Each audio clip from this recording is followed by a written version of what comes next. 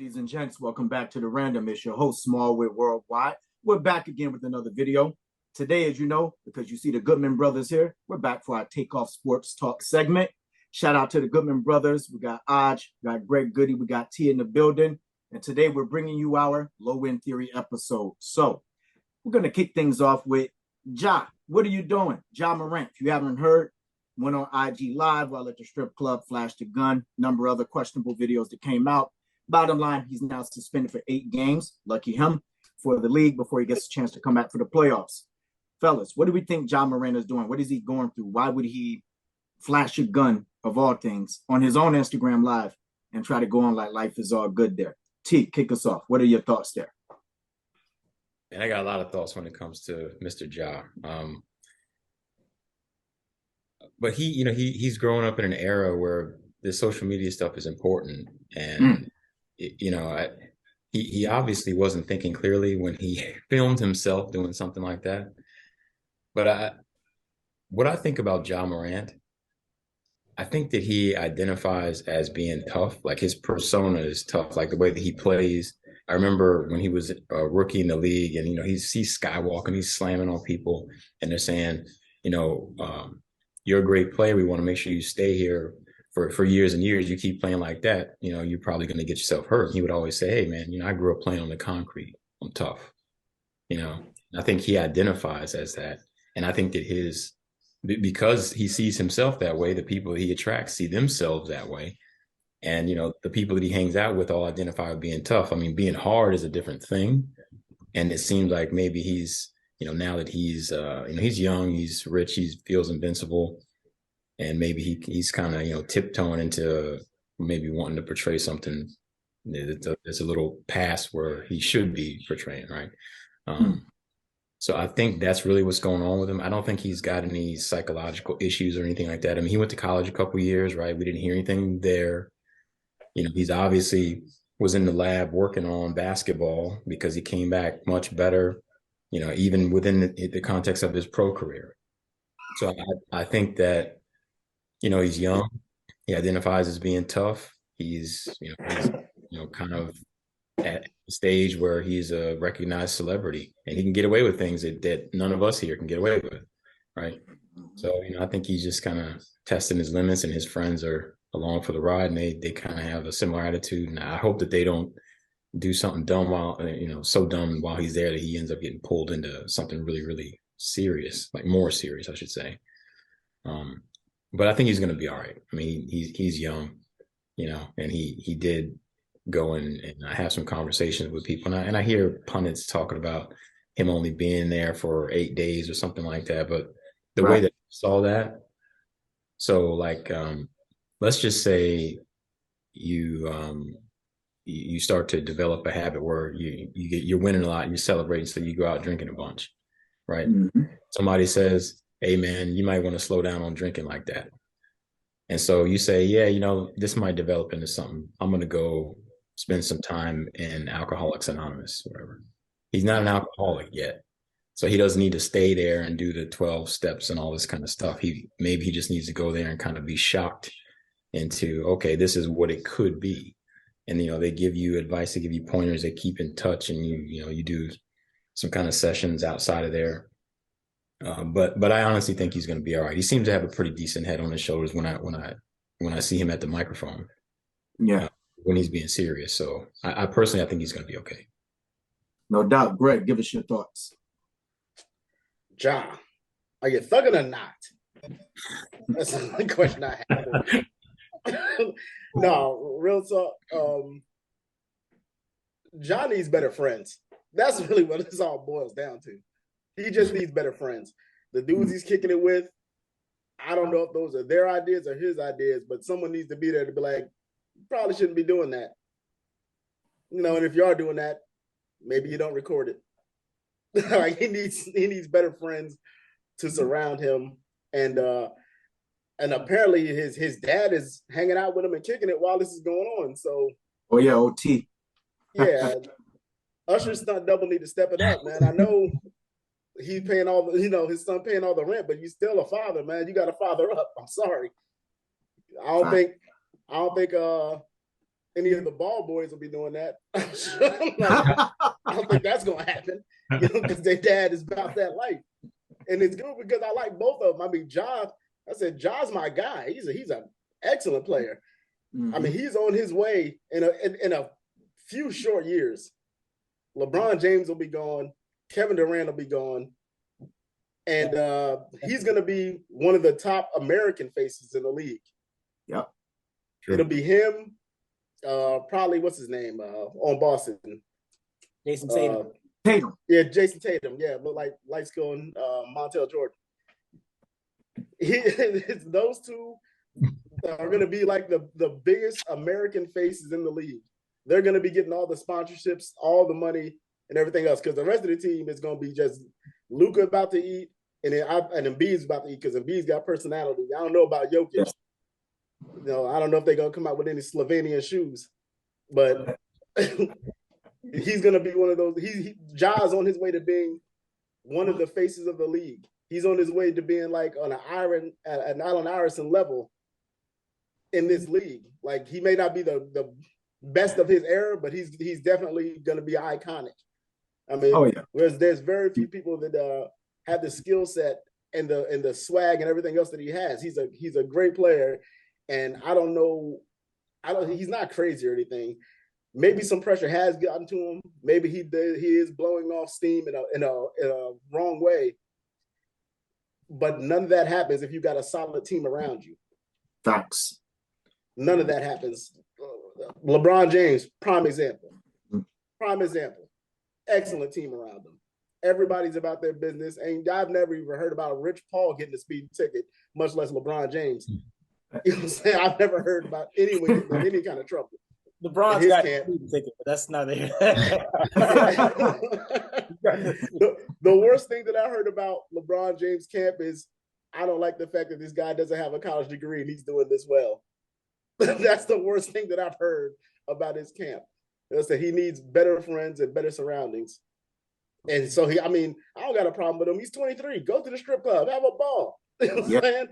You're 23 and you're worth millions upon millions. Now, if you're going to go to the strip club and wild out, this is the time to do it. This is not the time to be flashing guns and all that other stuff. You're young, enjoy your youth, be authentically you, but, also have some people with some sense around them. The only guy that I know that could do this kind of stuff and it not be looked at crazy was Allen Iverson. He's the only dude. And that wasn't even in the social media era. So, but then again, different background, different upbringing, different guy, different mentality. They got the same kind of mentality on the court, but he's official. He's a real dude. And he's always been a real dude. And another thing about Allen Iverson that I genuinely love about that guy is Allen Iverson is he was the definition of all heart. Yeah. I've seen Allen Iverson say that I love you to every dude that he really genuinely messes with. I've seen this dude, we all know he's hard and everybody knows he will whip your ass if he has to. I've seen this dude cry on many occasions and many interviews. The dude is all heart. You know what I'm saying? And I understand when you're that kind of dude and you have that kind of loyalty and dedication to the dudes that came up with you, that's what got AI in trouble. Ja's team, I don't know nothing about them. I don't know what he's doing. But he needs to have someone in his corner that says, yo, young man, let's not blow the bag. Let's not mess up this whole Powerade thing. Let's not step into the, let's not steal away these Nike shoes that they made for Kyrie, but he messed up with his mouth, so now I'll get them. Let's not mess up all of this, okay? Let's stay in pocket. He about to get that Kyrie money that Kyrie left on the table. So I think all in all, he needs better friends, or at least friends that are willing to take charges for him, one or the other. I'm going to jump in here. I agree with everything you both said so far. I think that he needs a better team around him. I think, Usher Light got to be a more of a father and less of a friend to him. Let him know that, look, the strip club, cool, do what you got to do, right? And I want to say one thing on that. Whoever released those pictures, if I was an athlete, I wouldn't go there anymore. I just thought that was disrespectful and kind of making it more of a smear campaign. I think the biggest issue I took with Ja was the gun, right? the time is never right for a gun. If you're having those kind of issues, higher security, the NBA, the team, the league is going to support you to make sure that you're well. He's also turning into, as Greg just alluded to, pretty much a superstar in the league, right? Talent. Hold on, let me jump in with the second with the gun part. I don't have a problem with him having a gun. I got a problem with him flashing his gun. That's my problem. But go ahead. Yes, flashing the gun, social media, that sort of thing, right? So I think ownership or what have you, yes, that's all good. But when you're talking about endangering your opportunity that you created for yourself, right, and other folks around you, is reckless. Let's just say reckless endangerment, right? That's where the issue lies. And I think that at the end of the day, when you go to work for the NBA or anywhere else, right, there's a certain set of guidelines that you have to follow. When you take away the job and you go to the heart of the person, whatever job identifies with, if it's the grit and grind of Memphis, or maybe he does really feel the need to be tough, and maybe he's going through something, right? There's a better way to go about it. And I think at 23, I'd rather they get a hold of him now and have the opportunity to kind of connect him with the correct path to go down so that he doesn't lose his career behind something that could have been avoided overall. Aj, take us home with this topic. If I had a chance to sit down with y'all, I would ask him straight up, "Sir, do you know Kung Fu or not?" No, I would not. There's 2 points actually I wanted to talk towards, and I'll be as quick and succinct as possible. I think Jalen Rose, who has an infinite wealth of knowledge when it comes to issues of being an athlete and being that dude, had said it best among the people that I had heard talk about the situation in terms of just being what it means to become someone like the breadwinner of your entire family. It makes you the de facto leader of the entire family. So his dad may have been the person who pushed him and all that stuff to get him to that point, but once he signed that contract and had all that bread, people are looking to him to make decisions whether that's a good idea or not, because he's the person who's kind of the CEO of the corporation, so to speak. So I thought that was an interesting. And when you're 23 years old and you're the CEO of a corporation, you're gonna have some bad decisions made here and there. So I thought that was a fair thing to say. But I think that of all the things that I've heard, I gotta say the way that I was thinking even prior to, but TJ said it so perfectly. With Ja, I think there's a difference between being hard and being tough. I think that we all see him being tough already. Like his reputation is being tough, just based off of the way he plays basketball, based off his mentality and his attitude towards other people. Where the first game he was in the league, he was talking crazy to like James Harden or something crazy like that. While dropping, he's like, "Hey, you're gonna have to come out on me. You gotta have to come out on me." You know what I mean? Like that's being tough for no reason, right? That's a tough mentality to have. And I think that he feels like he has to be tough maybe everywhere because he's 23 years old. And he doesn't realize that you don't have to be hard everywhere. You just have to be hard on the court, and the rest of that stuff they'll give you that pass anyway. You know what I mean? Like if you show it on the court, in certain communities, in certain situations, people will give you that pass anyway. You shouldn't, unfortunately, from the standpoint of him having to carry a weapon or do this or do that, or having to get more security or feeling unsafe in certain issues, in certain situations, that's unfortunately par for the course when it comes to being like an athlete nowadays. People are trying to get their fame off of your fame, and they'll do almost anything to do it. So you have to be pretty savvy. I would dare say that I would be in over my head, and I'm much older than Ja at this point, and seen a lot of things, but probably not as much as he has, even in his 23 years, because of the echelon of things that he's been able to see in his brief time being a superstar, so to speak. So, I mean, I hope the best for him. This might have always been his attitude as far as him. I don't think people are influencing him. I think that this might just be his attitude. He might have always just been, like I said, he might have always been walking the line between tough and hard, and blurring that line and not being able to see his way through it or out of it. That's a possibility, that it's not too far fetched. Sometimes it's not where a person comes from, it's what's in them, you know. And you can have a 2-parent household and be all this stuff. If you're built different, you're built different. So hopefully he seems sensible enough to be able to correct his path. But you know, I think that if provoked, he can still flash that dog, and that's kind of a thing to look out for in the future. But hopefully, he's got all of his issues settled. That's all I got to say about that. Yeah. Yeah, I think all this stuff is a wake up call for him. To be honest, I think he's going to be straight from here on out. I mean, there's a lot of money that just can be left on the table. Is all I'm saying, and you don't want to blow that. So, like I said, better surroundings.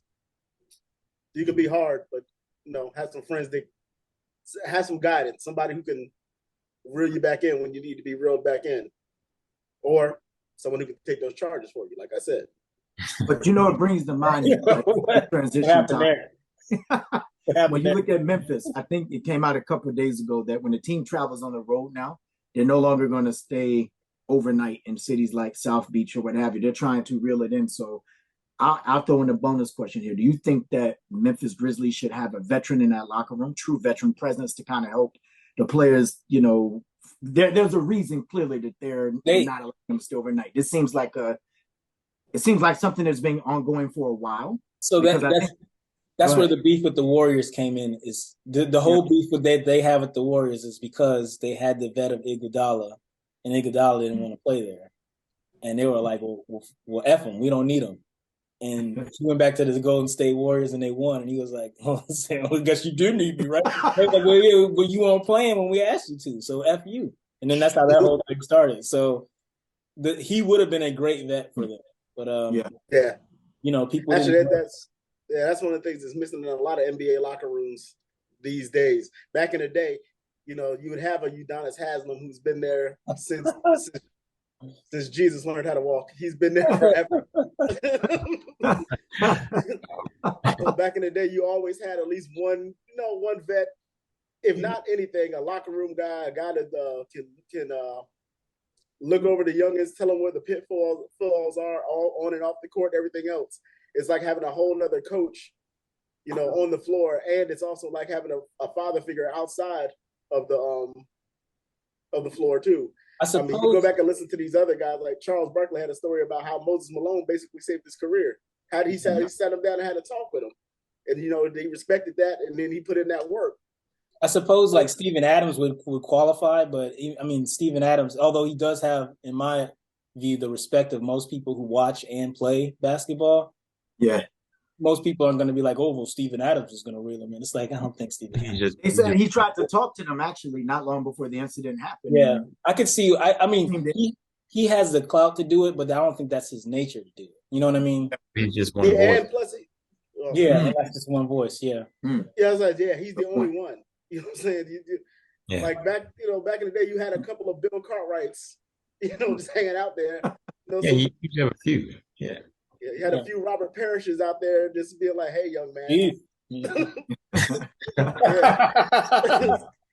You think John Sally's career was this long because he was that good for that long? No, John Sally is a great dude for the locker room. He can talk to these young dudes. He's got personality. He's been there, done it all. Yeah, that's what's missing in a lot of these locker rooms. True. So veteran presence would definitely do them some good. Either some veteran presence or a young, understanding assistant coach, just like 35. Somebody along those lines. Maybe somebody mature to talk to these kids. Yeah, like Dirty Mac and Derek Fisher, something like that. That is a horrible. That story might end a lot different. Certainly. But listen, we wish Ja the best. Is beige knuckle prints on your forehead. That's how that story is. We wish Ja Morant the best as he finds his road back after this 8-game suspension. Hopefully everything turns around. We don't want one bad decision to define his career, as he has a bright future ahead of him. Now, speaking of bad decisions, let's talk about real bad decisions, the kind of bad decisions that either change the course of a season, a championship run, or with the championship on the line. Fellas, what are your top 5 moments for worst play calls or worst plays that you've ever seen in sports? T, I'm going to start with you again. Right. I am curious to hear you all's reaction to this list. All right. So some of these are, well, you know what? I'm just going to go through them. So number 5, unfortunately, I didn't want to do it. I stayed away from certain players because they've had enough getting their story blasted. But I had to put J.R. Smith on there just because Dang. I had to do it. And the reason why is not just the act. It's because afterwards he said he knew the score. It's like, well, come on, man. Like if you didn't know the score, then I'll just be like, all right, it was just he just messed up. But for him to say, yeah, I knew we were tied. I just did it anyway. So that's my number 5. But George Hill, you don't get off the hook, my friend. You're 80-something% free throw shooter. You're kind of the reason why JR is taking all these bullets. So you need to, what was that, an edible basket or something? That's my number 5. Number 4, you guys may remember this, Andres Escobar. Oh, and he scored his own goal in the FIFA World Cup in Colombia. They actually got eliminated. And the part of the reason why I put this on there is because of what happened afterwards. Yeah. He was killed. That's not funny. I didn't laugh. That was a nervous laugh. I know. Yeah, I was like, it should have been number 1. That's like my number 1's personal, man. I get there. Don't you worry about it. All right. That's number 4 because the impact was just so crazy, right? Number 3, this is from boxing, so it's not necessarily a play call or anything like that. But I've got Whitaker versus Ramirez 1. That was such a one-sided fight. Pernell Whitaker was just beating him all up and down. I mean, he probably, even if you're being conservative, I think he won at least 8 rounds, right? And they gave the fight to Ramirez, split decision. So, at the time, you just feel angry about what happened. But being older, I went back and I looked I said, what was really going on here? Okay, so what I found out was that the WBC president, who's Mexican, by the way, he wanted Ramirez versus Chavez. He wanted that fight, he wanted a unification title between the 2 Mexican champions, right? And Chavez had just come off a win, and the president was like, all right, let's make this happen. But Whitaker Ramirez fight was already booked. So in order for him to get the fight he wanted, and for that fight to be relevant, the Ramirez-Chavez fight, Ramirez had to win the fight. So even though anybody who watched the fight, there's just even if you were just listening to the fight, you didn't have to look at it. You would have known that Pernell beat the crap out of this guy. So anyway, not to belabor that, but that's my number 3. Number 2, I had to put the Seahawks thing on there, throwing that ball at the goal line when he should have just handed it to beast mode. I mean, we've heard it 1,000 times, so I won't go through it. But my number 1 is the last time that I attended a college football game versus Virginia Tech. Last game of Virginia graduate. So let me just lay out the scene for you. All right.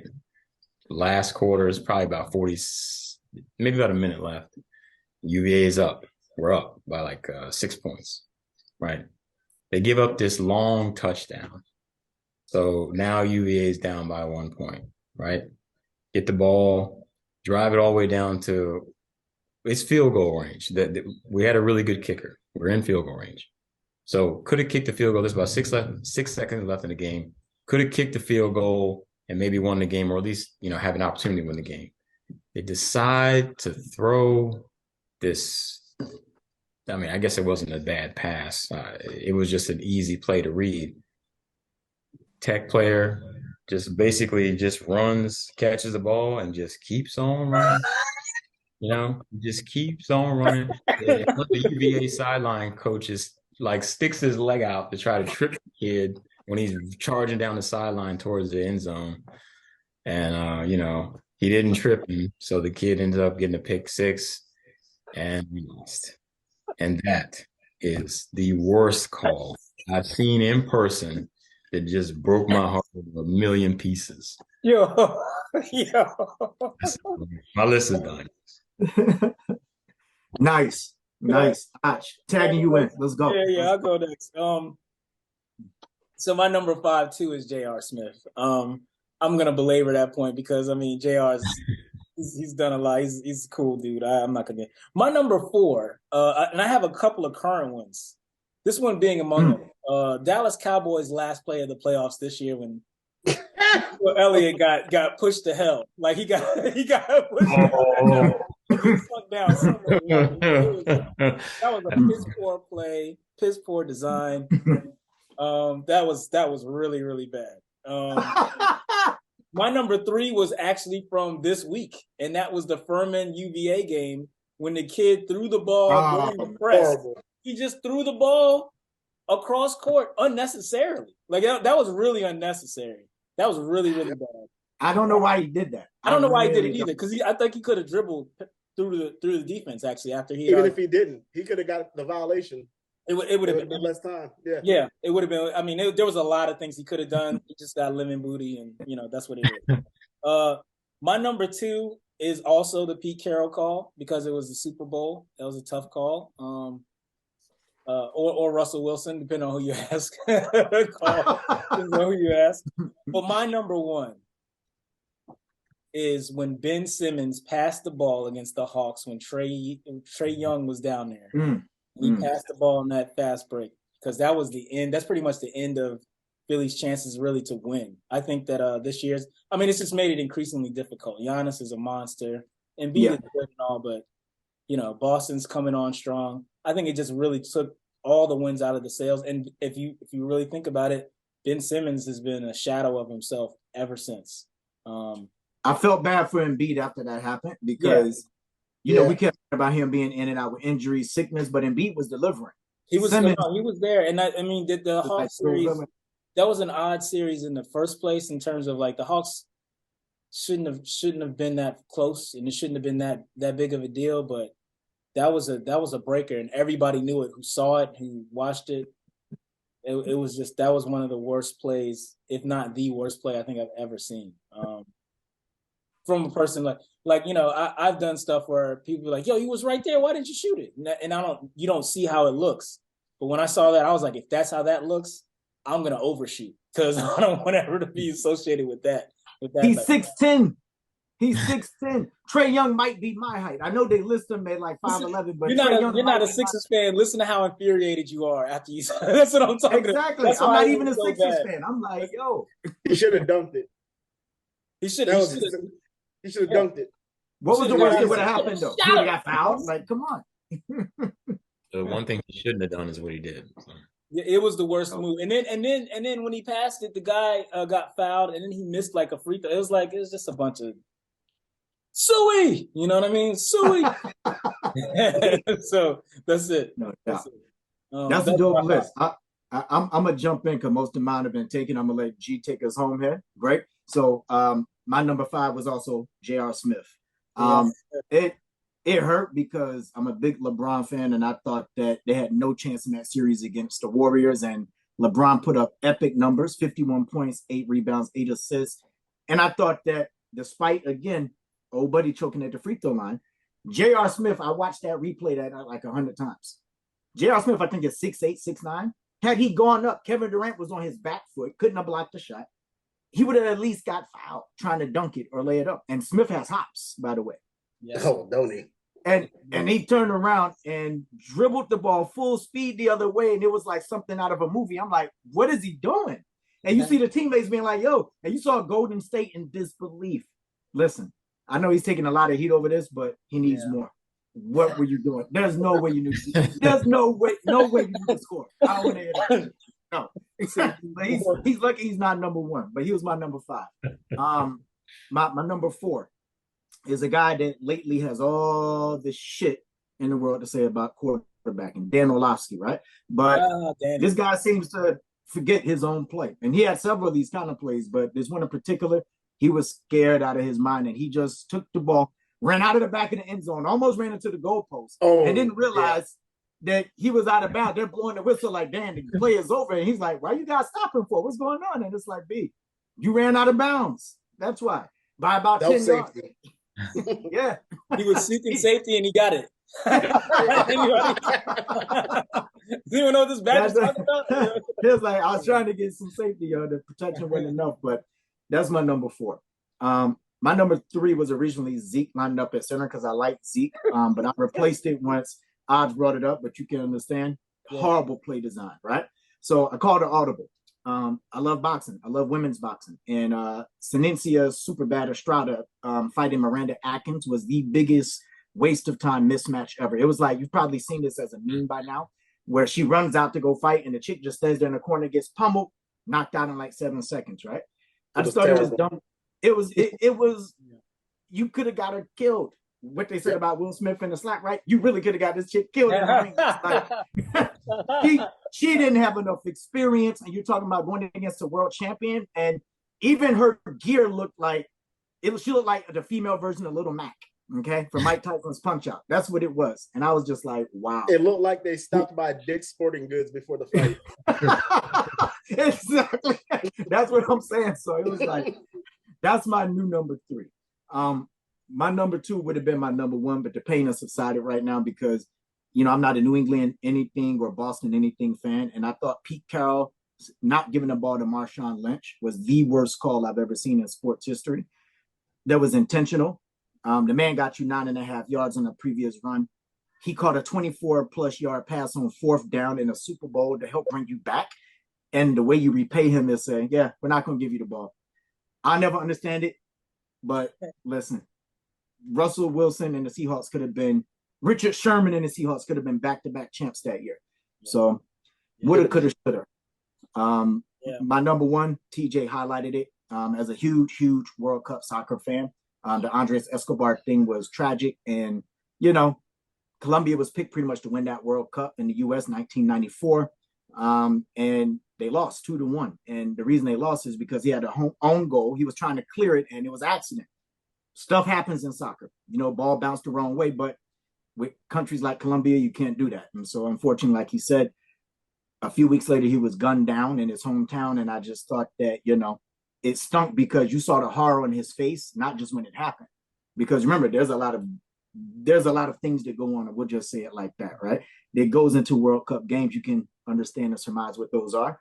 And so when people lose money, people are not happy. When people have you picked to win, they definitely aren't happy in some of those countries. And it is the tragedy to this day to me, because I was like, the guy was just doing his job. And in order for sports to be as great as they are, a mistake happens on every play. That's how somebody scores. That's how you get first downs. Somebody's out of place. Somebody stumbles. Somebody falls. And I just thought that really sucked, man, all the way through and through. So that was my number 1. And I'll say this, right? That was in losing. What's my man name? Just won for Argentina, the GOAT, Messi. They shot up his wife's store in Argentina. He just won the World Cup.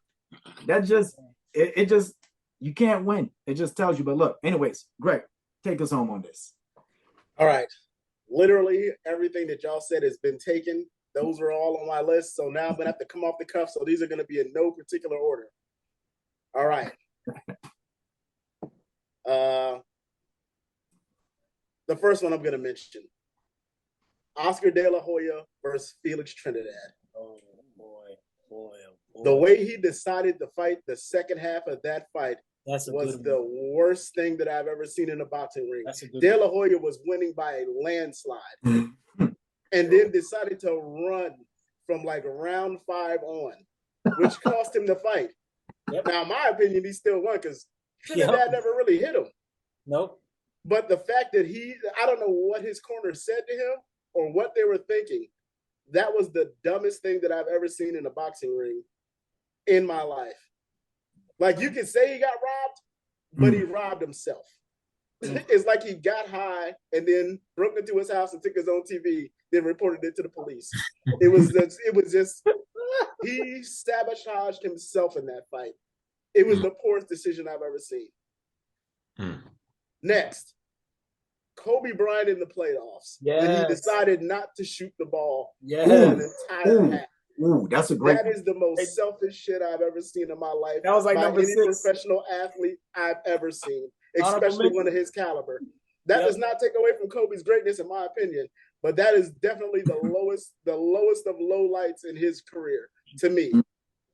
And this is from the guy with the Mamba mentality, win at all costs, yada yada yada. And you do that, ridiculous.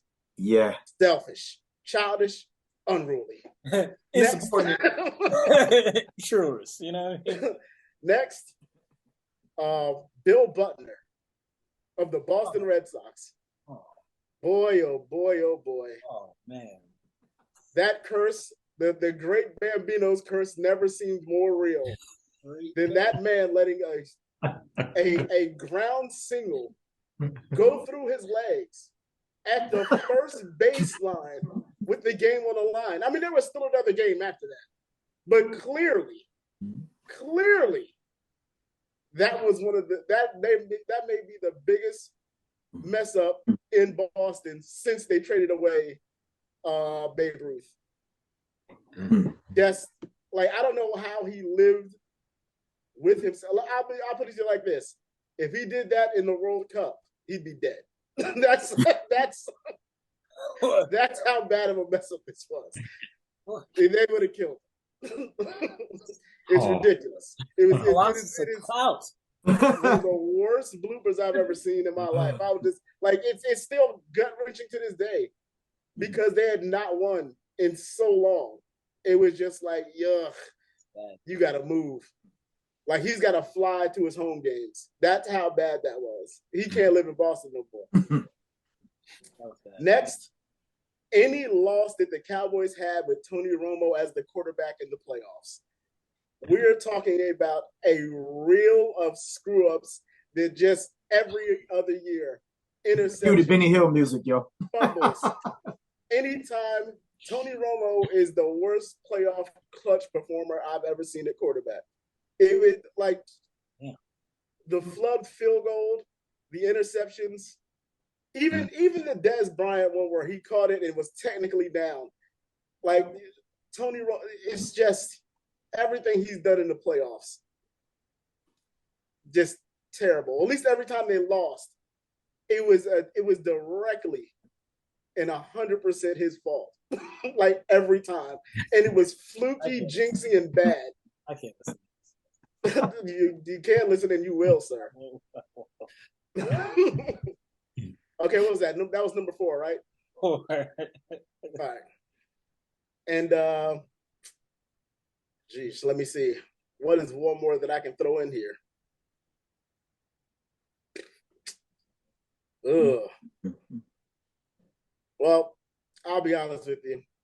Nothing sickens me more than that J.R. Smith play. I can't. Listen, that is just the worst thing. That it's the most boneheaded play I've ever seen in basketball in my life. And I love J.R. Smith, and I know J.R. Smith is probably like, actually, J.R. Smith is cool. He could probably talk about this and laugh it off now. I mean, the man got to be topless for a whole summer because they won. So this is not the worst, you know. And chances of them winning against that Warriors team was really, really slim anyway, but they should have definitely won that game. It did not start them off on the good foot, especially when LeBron James was cooking the way he was cooking. I mean, that could have transferred over and everything else, but it's. It's not like Golden State hadn't choked before. I mean, you know. Yeah, but they hadn't choked with Kevin Durant. There's a difference there. Now, if this was the same old Warriors that they played last year, you can take that L and just let it roll off your shoulders and be like, we'll get them next time. But when you got Kevin Durant and Steph Curry to deal with and Klay Thompson, that is that was flamethrower play. Come back from Kevin Durant in Game 7 against the Warriors, that could have made the list too. But easy. Yeah, it could have. Everybody disses Westbrook. I was like, Westbrook came through. He did his part. Well, Westbrook always plays 100% hard. I mean, that's one thing you can't ever. He was on a no slander list after that because I was like, KD, you're supposed to close the deal, baby. He was bricking. Brick City. Even to this day, when we talk about Westbrook, when he was in the Lakers and everybody was saying, oh, he's trash and everything else, Westbrook is not trash. He just don't fit into that system. I'll never say that Westbrook is trash. He was just in a system that wasn't conducive to what he does. He's got to be the alpha when he's on the team, which is why I could work with him and Durant, because Durant don't want to be all up in, he's on the shit night. He ain't trying to be all up in the videos. He don't want to be all up in the video dance, So Kevin Durant just wants to hoop and chill. Westbrook should have been used a little bit different. I was shocked that it took a new coach to get him in there. either quarterback in the second unit, which was working to Definitely like where he exceptional belongs. levels. And then in closing out the games, have Bron bring up the point guard position, bring up the ball up the floor, run Russ off to 2. Russ is still a threat because who's stopping him other than him bouncing the ball off his foot? If Russ goes to the hole, Russ can dish. He can still hit the mid-range. And with AD, they had a good connection. He really can't. Russ can't be. He can't play the 2 guard. You see, it's called a shooting guard, and Russ don't shoot. Because of his free throw. Russ go to the hole. Can't really put him on the line. No. Russ was he's a great 6 man to run the second unit, or he's a great alpha dude to start, to build your team around. Yeah, I mean, look at him with the Wizards. He can't put Russ in the 2. Yeah. It's a bad system for him. I said he's little. He's a smaller version of LeBron James. You can't have both on the floor at the same time. So as far as effort goes, you can't tell me nothing bad about Westbrook, man. That dude's all heart. I love that guy. No doubt. Speaking of all heart, let's get to our final topic, right? There's no business like show business. I'll say there's no business like the NFL business. Lamar Jackson, technically not under contract right now. For the last 2 years, they've tried to get this proverbial deal done, somehow to no avail. They have not gotten the deal done. When it came out that, he had all these different demands, he tried to debunk it. We know he does not have an agent. We also know that about 4 or 5 NFL teams came out that really need a quarterback. That probably hadn't had a quarterback since, we might have been in high school. Guess what? Oh, we're not interested in a former league MVP who's only 26 years old, who has a 45-16 record, right? They're ranked top 5, top 3 in the last, I don't know, about 4 or 5 years there. NFL and guaranteed contracts. Owners fighting so hard not to give them. Players sometimes, or not sometimes, they're not like the NBA where they align. They just don't align together to stick together to get the guaranteed contract situation done. What are our thoughts there? Should Lamar Jackson obviously be worth at least $200 million guaranteed contract in your eyes? And also, will we see a day when the NFL offers up guaranteed contracts as the norm? Greg, I'm going to start with you. First off, that will never happen. They will never give guaranteed contracts to anybody because these billionaire owners are selfish. And what else are these guys going to do? What are they going to not play football? Is that what's going to happen? They're going to be like, no, forget this. I'm going to start unloading these trucks for Amazon. Is that what they're going to do? No, they're going to play for the money that they can. And plus, the reason why they're not going to get it is because the risk of injury is too high, right, in these sports, which is why they need these contracts. But the owners aren't going to give people money for not working. It's just not in them. Even though these dudes are making them so much money, it's ridiculous. Especially these superstar football players, just in jersey sales alone. I mean, they're killing the game. No player, and I mean this in every professional sport, no player has ever really actually been paid what he's worth. LeBron James, I don't know how much his contract is. I guarantee you he's making, for whatever team he's playing for that year, 10 times as much as he's getting paid. Easily. And as far as Lamar Jackson goes, I don't understand why nobody's trying to work with this man. Collusion. Audie says collusion, and he's probably right. I'm not an NFL insider. What I do know is that they just paid a man who was suspended for a whole year, basically. What was it, $200-something million? $230 million guaranteed. Guaranteed. Yeah. Baker Mayfield just got a job. Baker Mayfield. Number 1 pick. Aaron Rodgers has been a pain in everyone's ass for the last 4 years. And I'm talking about a real pain in the ass. I'm talking about this man is walking hemorrhoids. He is a pain in everyone's ass. And he's about to get signed. They're teaming to get this man. And he's got what? Maybe 2 years left? Maybe. That's a stretch. Maybe 2 years left. And that's if he wants to play for another 2 years. He's 39. So I don't understand what the league is trying to do here with Lamar Jackson. It's one of the most disrespectful things that I've ever seen. When Danny Dimes is sitting there comfortable with his check, and everyone, there's not too many people out here that are playing quarterback in this league right now that are just running around with MVPs. He's one of the very few, and he's 26. Who turns down a 26-year-old quarterback with the MVP in his back pocket?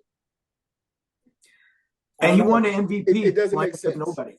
Is Kirk Cousins available? I mean, listen. He's always available for the right price, guaranteed. They've overpaid Dak Prescott's mediocre ass and won't give Lamar Jackson any money. Nobody in Baltimore. Just think about what Baltimore looks like without him. You know what they are? They're the 2005 Jets without Lamar Jackson. They're horrible. They're basically the Panthers last year. They're nothing. They're nobody. And look, Sam Darnold got yet another job. San Francisco again. We're just signing Sam guys. Darnold handing out checks. Garoppolo. Well, he did take him to a Super Bowl, but he's still not a good quarterback. He's very average. He was on the team when they went to the Super Bowl. Didn't take them. Fair enough. He took a lot of pictures walking from the bus to the stadium. Listen, he's not a bad quarterback, but if you're going to give me a choice, it's always going to be Lamar Jackson over any of these people. He's a top 10 quarterback, possibly top 5 in this league right now. Let me speak up for the little guy, and that's the NFL owner. Okay. Oh, go ahead. I'm sorry. I didn't mean to.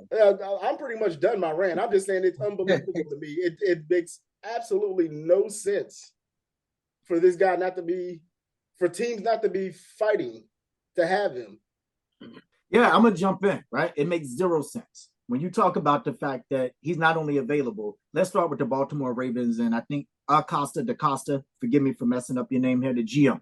You've been trying to get this deal done for 2.5 years. You have a league MVP in 2019. You have a guy that every year he's played, they've started on average 8-4, if not 9-3, right? Now, you have an offense that's not been well-rounded to his skill set where you running him like a running back. He gets hurt, not running, trying to throw the ball 2 years in a row, right? So you not only have not patched up the offensive line, he doesn't have weapons. He's never had a real number one receiver. The closest thing he's ever had was Deshaun Jackson, who's pretty much in his later years. He plays this year, won't play next year. And he still was light years ahead of anybody that Lamar's had. Look at the success he had in a few games Deshaun Jackson played. Again, you're saying that, and what bothered me about the whole situation is the fact that the GM has come out and said, oh, we didn't make a deal that makes sense so that we can build pieces. You had 5 years to build pieces around him. You've yet to do that. 1, 2, 3, 4, 5 is done. The man accrued a record that is just almost impossible to get unless you're Patrick Mahomes, okay? Who's the only player head and shoulders above everybody in this league at the quarterback position? The guys that are getting signed to rosters, NFL rosters, right? Not the XFL Roughnecks and all of that, right? NFL rosters, right? You have Baker Mayfields and Sam Darnolds out here that are signed to be a quarterback and have a chance to compete. Okay. How do you not have interest in Lamar Jackson? League MVP, league leading record. Okay. Proven winner at this level. And you're telling me that you'd rather go sign the guy from McDonald's or the guy that's in Heisman commercials who really should be selling insurance, right? As your starter, right? That's who you want? No, get out of here. Again, collusion is what it looks like. I don't know. I've never, if there was Justin Herbert, that was 45-16, had a league MVP, and was winning, they'd be saying, hey, you got to build around this young man. This contract would have been done. Extension would have been done. And I'm talking about agent, no agent. It would have been done. There's an argument to be made. Huh? Because I'm telling you right now, if I was Lamar Jackson, I'd be on the phone with Mike Tomlin. Listen, if I was Lamar Jackson, you know who I'd be on the phone with? Rich Paul. You know why? If you really want to stick it to him, now we're going to make it work. You really going to pay now. And I think that with all the potential in the world, right? Lamar has easily 8 to 10 years, strong years left to play, right? Barring any catastrophic injury, the man is gold at the quarterback position. He's also something you've never seen. And the collusion, I say, with the NFL, and this is the power of the league, right? The power of the shield, as they say. It extends off the field. Every highlight that you watched of him on sports shows these last few weeks, they show him running. They don't show him passing. They don't show any of the strikes that he throws. They show none of that. They just show him running to give you this perception that if you sign this guy, you're taking a huge gargantuan risk that he's going to take off running and, oh man, my knee, I'm out for the rest of the year, when that's not been the story of his career. But see, you can't even use that as an excuse. That shouldn't be working. These teams got game film. Thank you. Exactly. If you got enough game film to sign Sam Darnold, again, I hate to pick on him, but this is a guy who just, when you look at NFL quarterbacks that you don't want, he would be on game film every week. Okay. This is a guy that told you he was seeing ghosts on the Monday Night Football. And I was like, you didn't see any film this week? Like, how do you get out in the field and look that terrible? But that's what they're comfortable signing. And the guy who Sam Darnold beat out for a job just got a job in Tampa Bay. Exactly. That part. Oh, I forgot about that. That's right. Right. He's Baker bum Mayfield. and you're like, wait, you don't want Lamar. Listen, Ox, jump in. What's your thoughts? Well, I got a couple of thoughts. Conclusion. I got a couple of thoughts. I often hear, funny enough, from people who cover sports media, like people like Bomani Jones and Michael Smith and all of them. They're funny because they say the reason for an agent isn't necessarily to get you the best deal. It's to have somebody have to sit there and listen to stuff so you don't take things personal, and they can just bring back to you what you need to hear. As Lamar Jackson being probably like at the forefront of hearing everything that the team says he can't do, so they won't pay him. Regardless, I think, of if they offer him a good deal or not, he may or may not sign there anyway, because he might be taking that all as personal and not business. Even if we also have to keep in mind that the Ravens are the same team where the owner, when he thought about signing Colin Kaepernick, was like, pray for us. So that should kind of tell you the kind of mindset they have. I don't think that they're necessarily racist from the standpoint of course, they've had black quarterbacks in Baltimore several times. They have all black quarterbacks actually on the roster. I mean, probably so that the white guy who's underneath them won't get a whole bunch of clamoring anytime Lamar Jackson goes down. But I mean, like, that's neither here nor there. But I mean, you got to keep in mind the type of leadership they may have all the way at the top. I know that Ozzie Newsome is not there anymore, I don't think. Consultant, basically. Yeah, and things of that nature. I think that it is a real shame. Well, let me say this other part too. Just because the Cleveland Browns were stupid enough to give Deshaun Watson that contract doesn't mean anyone else is stupid enough to give someone that contract.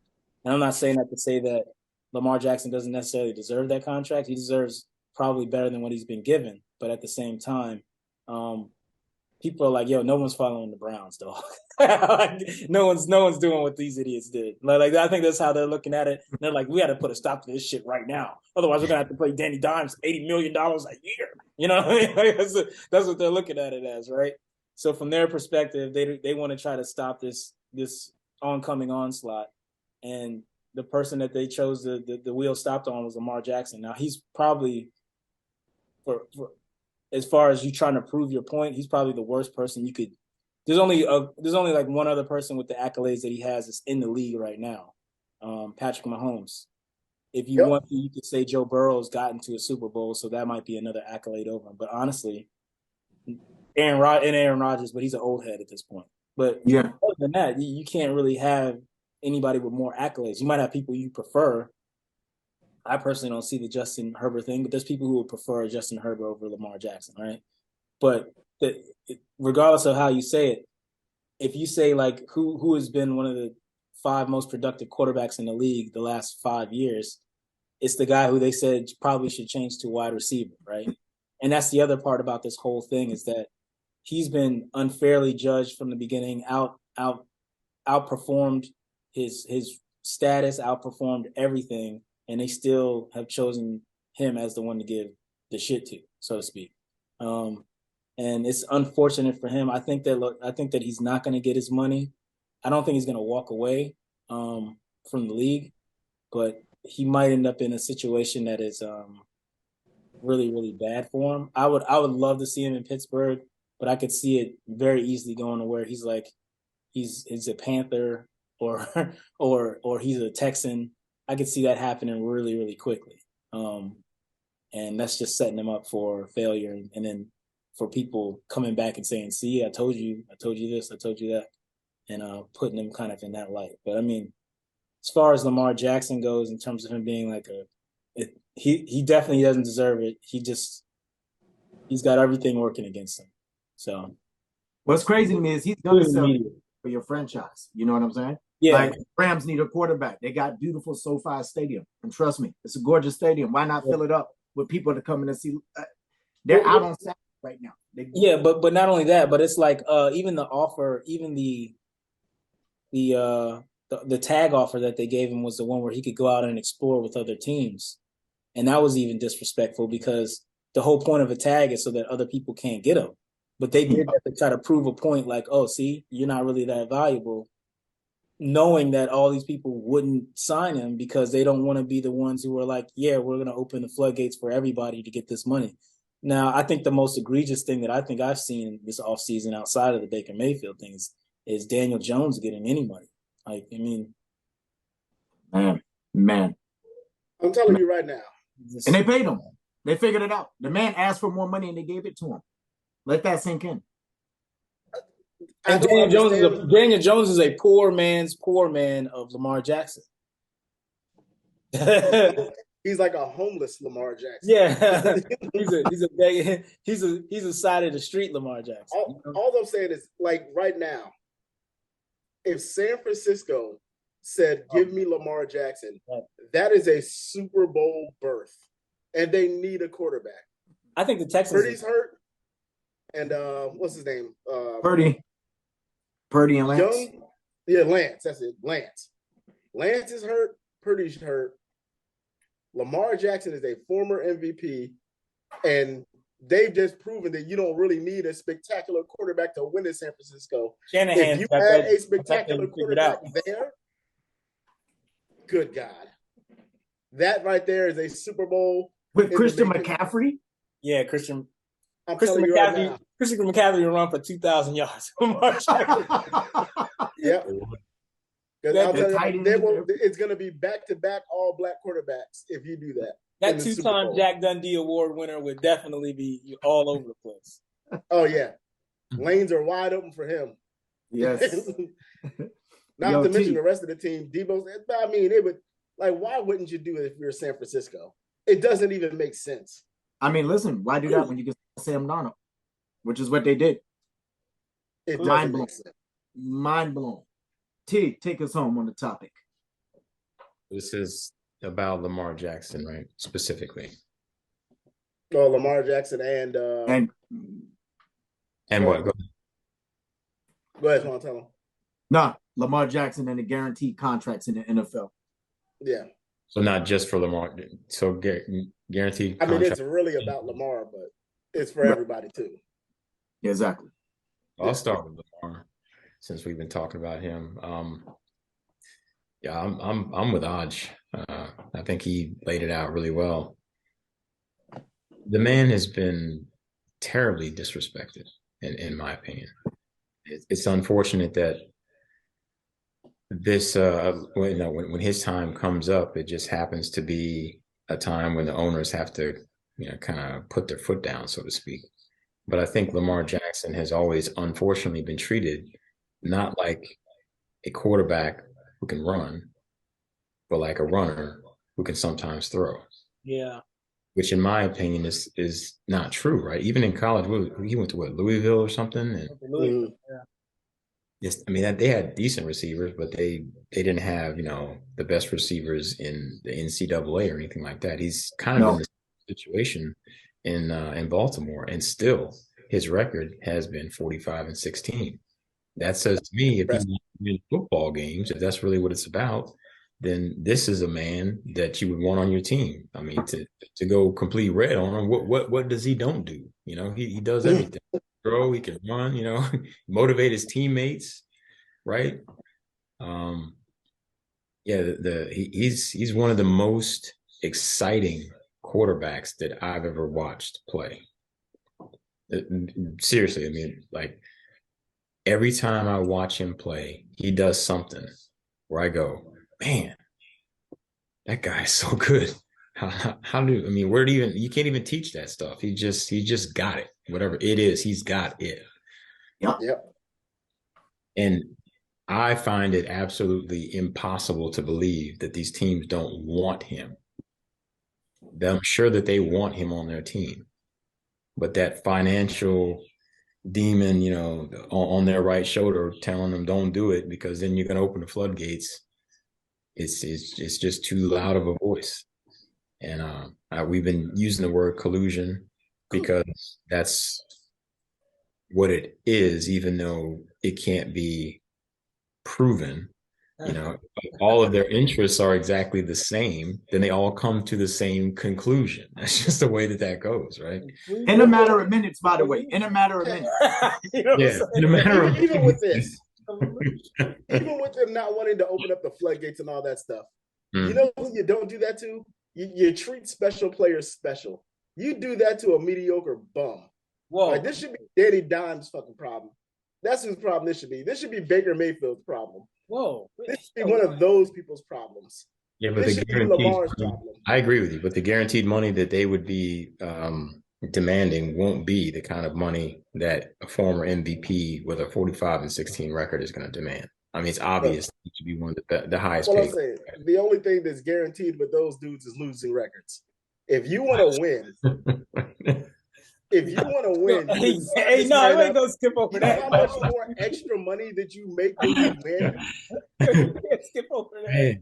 Do you understand the amount of revenue that you can create that is created when you win? They're gonna get all this money back and more. Yeah. If you win. What's crazy is I tied it to like the LeBron James syndrome. LeBron was in the Cleveland Cavaliers uniform when he decided to go to South Beach, right? And the whole city was burning his jersey and they didn't have revenue for bars, restaurants, right? People packing the scene to see him play, right? That lets you know how powerful an MVP caliber player is on the city, let alone a player with superstar talent, et cetera, et cetera. At that time, Dan Gilbert, the owner, declined to really sign or help the team to sign top-level talent. He went where he could play with top-level guys. And South Beach made all the money. And oh, by the way, 4 straight finals, 2 of them they won. When you come to Lamar Jackson, not only did they not surround him with talent, right? But they really just said, we'll get to it. It was like they could care less, right? Because if winning a Super Bowl is what you want. And Joe Burrow is thorough. Love him. But when Lamar Jackson has been playing, in the time that Burrow has been playing, who's been sitting on top of that division before Lamar gets hurt? It wasn't Joe Burrow.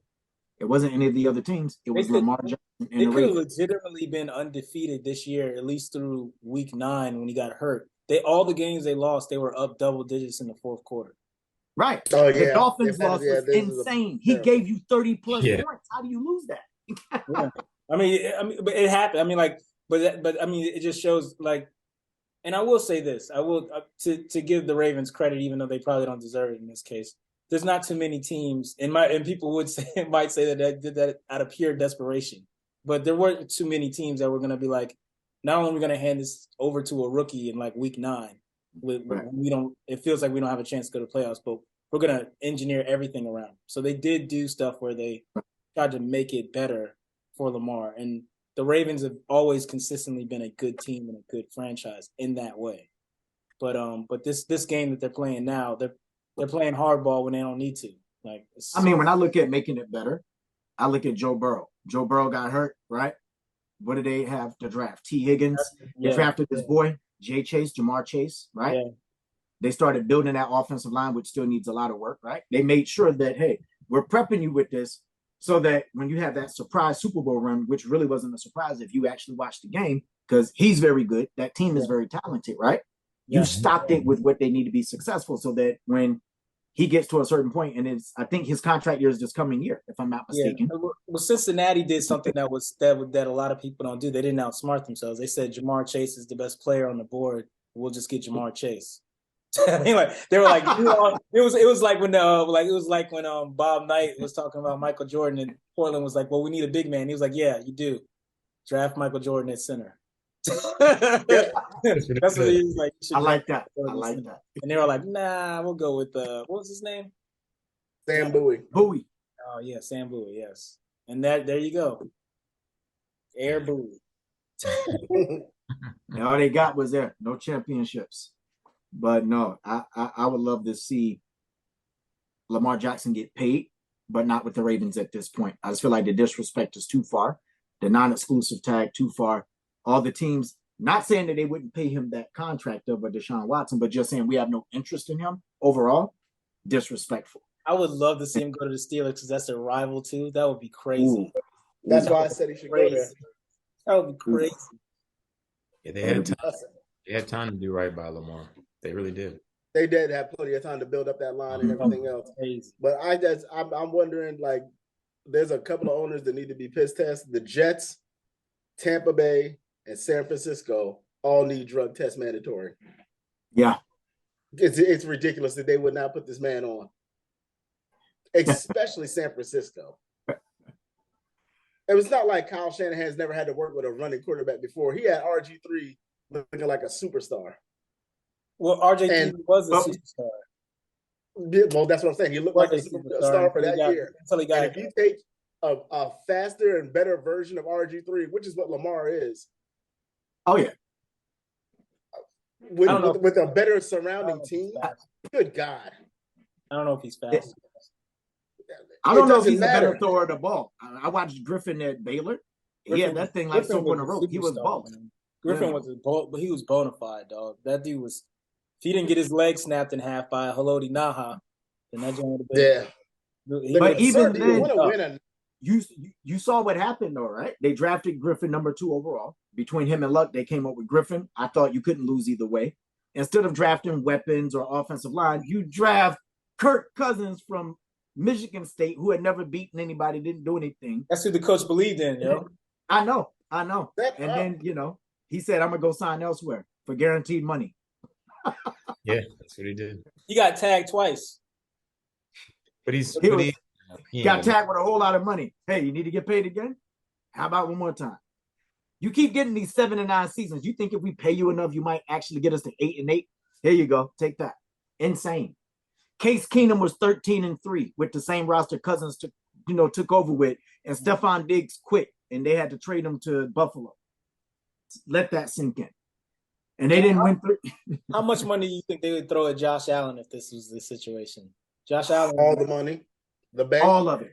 Everybody would be, first of all, interested. Josh Allen or any of these other guys, they pay. Josh Allen's contract would be so good he could buy the Bears after his contract was done. That's the question, right? I mean, Hodge's question is really: are they saying no to Lamar Jackson, or are they saying no to guaranteed contracts? That's they're saying no to. To me, it's clear they're saying no to Lamar Jackson. Well, he's saying if Josh Allen was in the same situation and then this doesn't happen. Look who they just gave Danny Pennies and Trash like guaranteed money. He's gonna make like $44.8 million or something like that a year. Insane. Yeah. Insane. Danny Dimes from Daniel Jones from the New York Giants. Yeah, don't call him Dimes, man. Let's get that out of here. Man. He got a lot of together now. He can run. Dookie. Hey, he can run, man. He can run. I'll give him that. Oh yeah. I've seen him. He's all right. He ain't no Jerome Jones, as far as I'm concerned. White Jerome. How much did he get? How much was his contract? Was that? He got like 80 mil. He got like an 80 mil, something like that. I don't want to say the wrong number, but he got a lot of money guaranteed. He got more money than he deserved based off of beating Kirk Cousins in the playoffs, which is. He struck by the iron shot then, I guess. Yeah. 4-year, $160 million. How much? $36 million signing bonus. How much was guaranteed of that? It was like 80, right? Something like that, something crazy like that. If I can get to it. But yeah, $92 million guaranteed. I just didn't. I don't feel like he's. I don't even feel like he's a starting caliber quarterback. And he got $92 million guaranteed. That's like Greg. Yeah, like Greg talks about Dak being this and that, but Dak is better quarter. Greg would take Dak over Daniel Jones. You're damn right I would. Yeah. Dak is average. Danny's mediocre. I mean, think about what he just said. He said Dak is average on the team that he hates more than any other team, and he still would take him over Daniel Jones. And Daniel Jones, $136 million. I definitely would. I mean, like that's. I think if Dak was on another team that Jerry Jones wasn't getting ownership money and GM money, right? Then I think he'd be more successful easily. I mean, if Dak Prescott went to Tampa, people wouldn't be this up in a roar. You know what I'm saying? Like that would.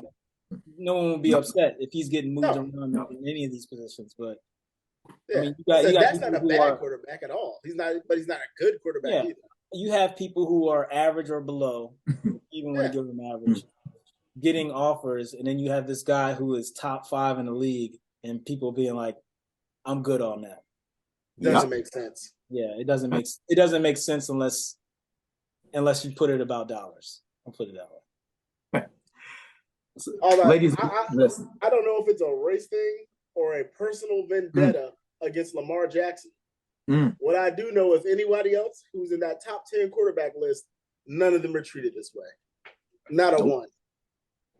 And the reason why Patrick Mahomes wouldn't get treated this way, even if he didn't win these Super Bowls. Well, no, Patrick Mahomes. He might. Patrick Mahomes might. But no. They found out Patrick Mahomes was black, and they were like, I don't see this happening to Joe Burrow. I don't see this happening to Herbert, who's done jack shit. I don't see this happening to damn, who else? Who else is up there with Lamar? When the prince comes out, when the Prince That's Promised comes up, I would love to see what they do. Oh, Lawrence. I don't see it happening to him either. I would love to see what they do with him. So I guess really and at this point right now, I will still take Lamar Jackson over Lawrence. I think Trevor Lawrence has a bigger upside, but Lamar Jackson is better than him right now. I mean, listen, if you listen to some of these guys that don't appear to watch the game, but just appear to watch kind of like the skin tone pop up, Jalen Hurts, who had an all-time great, arguably top 5, top 3 Super Bowl performance ever, does not deserve to get paid, right? Again, they don't want him to get paid. Okay, that's another person I put above, a cut above Lamar is Jalen. Jalen's a cut, a smidge. I mean, but that's just based off of what. But you saw what they like. We had this discussion before. They gave Jalen the weapons that he asked for, and he delivered. And he delivered. And you heard Howie Roseman. We're gonna pay him. He don't want those problems. He's already said we are going to pay him. That's why they're maneuvering. You can't justify not paying him. That's Lamar. You can't really justify not paying him. If you're doing this to MVPs, when did he win the MVP? What was it 2 years ago? 2019, 2020, something like that. Yeah. To what you're saying, TJ, I don't think that they'll ever guarantee anybody's contracts all out, right? Because the people will get hurt too much, and the game's too violent to guarantee. But here's my thing with that, right? They should. I would love to see. I don't disagree. They should, because I think it was Victor Cruz. I think it was. He was talking in an interview about Victor Cruz guarantees built in. Huh? I said Victor Cruz is nice in his heyday. Oh yeah. Hell yeah. Super. I didn't know he was. I'm like, this dude is good, whoever he was. And, we found out who he was. And then we also find out in the interview, post-playing career, that, hey, these contracts are incentive-laden contracts where if you don't do this, you don't take this many snaps or whatever. And right when they get up on that to get that extra million, a couple million, magically they're pulled out of games or they're a healthy scratch. We think, oh, damn, he pulled his calf muscle? No, he didn't. Ownership said, we're not paying you that money, so you're not going to play these next couple games. Mm-hmm. As a player, that's painful because it's not like baseball where you get guaranteed contracts. In football, you're like one MCL or ACL tear away from being like, your career is done to us. Even though we know you can rehab. Look at Odell right now. Nobody signed Odell yet is ridiculous. Odell just put on a healthy workout, great workout for all the NFL teams. And they're like, oh, they're interested. And then magically, again, the complexion for the connection, he wants $20+ million. And Odell's like, when did I say that? I never said that. I just said, you're not getting me for like 3 or 4. And I'm like, you see? It's like I think Odell's going to end up on the Cowboys, to be honest. I wouldn't be mad at it. They need him. They do. Because, I mean, they just dropped Zeke. They got some money to burn. Of course. Since Amari Cooper went away, I think 88, CeeDee Lamb, he found out being the number 1 receiver is hard when you don't got somebody to take that pressure off. He's still crawling up from hell after you got pushed down, shoved to hell. He's just now coming up like, what do you mean I'm cut? Without getting up to the surface. He's just like, what? He's get up to the surface, shirt all dirty, feet all out. You know what I mean? You know what I hated about it for Zeke? That he seemed to be a dude that was all heart and soul. All his teammates loved him. Fan favorite. And I'm not even a Cowboys fan. And I like Zeke. And it was just like they ran him into the ground. And then they were like, all right, we're done with you. Go. And he took a contract, by the way, that was more friendly to the Cowboys because he took a lot of money spread out over a long period of time. Well, sir, what you've just named is the sport of football. That is exactly what happens to everyone. They use you till you can't be used anymore. Then they're like, well, you see that door? Why don't you just go ahead through it, buddy?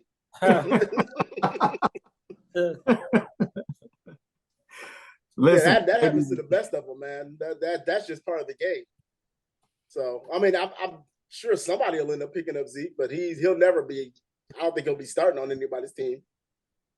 listen, He'll be a third down back at best. Yeah, I mean that's what they want. I think he could start for the right team because I think he has a wide skill set. He can catch the ball great. He can catch the ball. Zeke can catch. Yeah, he can, but I don't think he's got that motor anymore. I think he's beat up too much.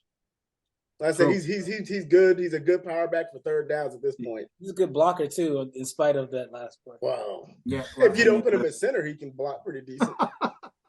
I still can't believe they called that play. That was like one of the worst plays I've ever seen. And I'm like, your season's on the line. We know you're about to lose, but that's what you call? Like Number 4 on my list. Yeah. When I saw that lineup, I thought they changed the rules. I thought they were playing flag football. I didn't know what the hell happened. Look, Zeke snaps the ball. The dude didn't even give him the justice being like, let me go around you. He just like plowed him. And I was like, ouch. That looked like that hurt.